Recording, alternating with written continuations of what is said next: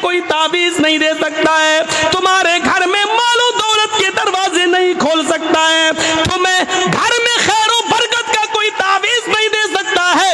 اگر کوئی مولوی دیتا ہے تو وہ جھوٹ بولتا ہے، اگر دیتا ہے تو ڈرامہ کر رہا ہے، نوٹنکی کر رہا ہے۔ اللہ نے پہلے ہی کہہ دیا جب تو میرے ذکر سے نماز سے منہ موڑے گا تو ہم تیری روزی کو تنگ کر دیں گے۔ اب تو چاہتا ہے کہ ہمارے گھر میں خیر و برکت ہو، اگر تو چاہتا ہے جو کماتا ہے وہ پیسہ رکے تو نماز کو پابندی کے ساتھ اپنے وقت پر پڑھنا شروع کر دے۔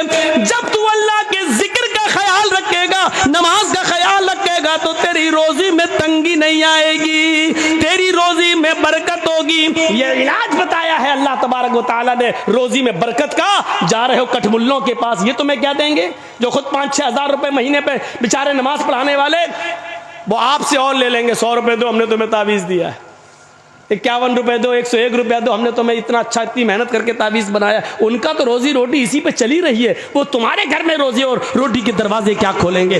وَمَنْ أَعْرَضَ عَنْ ذِكْرِي، اب سنیے اللہ کے ذکر سے اعراض کرنے والوں کا انجام کیا ہوتا ہے۔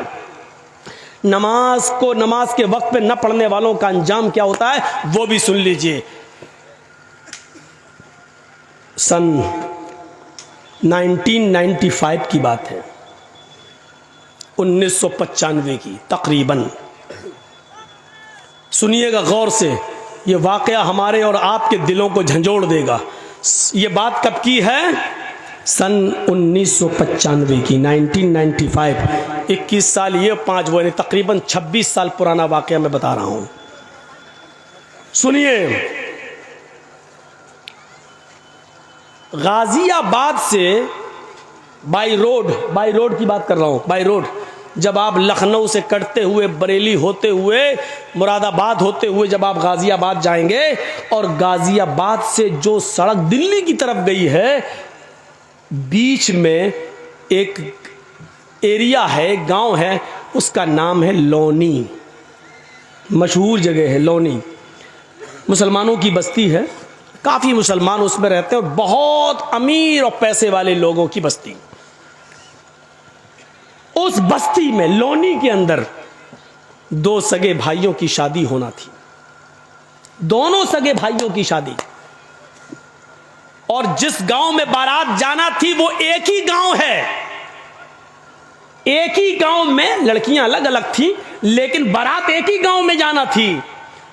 تو شادی سے جیسے کل صبح بارات جانی ہے، کل دوپہر میں یا 4 بجے کے بعد، عصر کے بعد بارات جانی ہے، تو ایک رات یعنی اس سے ایک رات پہلے ان دونوں نوجوانوں نے سوچا کہ اس رات کو رنگین بنایا جائے،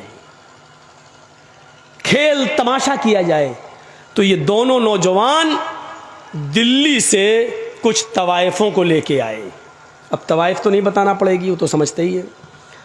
طوائفوں کو لے کے آئے، اور وہ طوائف گاڑیوں سے لائی گئیں، یعنی اس آدمی نے اپنی گاڑی سے بلوائی، پیسے والے لوگ تھے۔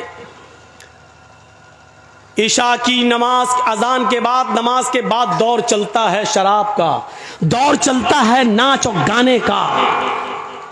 اس لڑکے نے اپنے یار دوستوں کو بلایا، دونوں لڑکوں نے اپنے گھر میں دعوت دی، منٹ منٹ پر چائے بنی، منٹ منٹ پہ شراب آ رہی ہے، منٹ منٹ پر دور چل رہا ہے، اور وہ طوائفیں ناچ رہی ہیں، ڈانس کر رہی ہیں، اپنے جسم کی نمائش کر رہی ہیں، گانا گا رہی ہیں، اور دیکھنے والوں کی آنکھوں کو ٹھنڈا کر رہی ہیں اپنے جسم کو دکھا دکھا کر۔ یہ ناچ و گانا اتنی دیر چلتا ہے کہ ٹائم کا پتہ نہیں چلتا۔ وہاں فجر کی اذان کی آواز آنے لگتی ہے۔ ان دونوں لڑکوں کے گھر سے لگی ہوئی مشکل سے 300-400 قدم کی دوری پر مسجد ہے۔ اس مسجد سے مؤذن نے اذان دینا شروع کر دیا، اللہ اکبر اللہ اکبر۔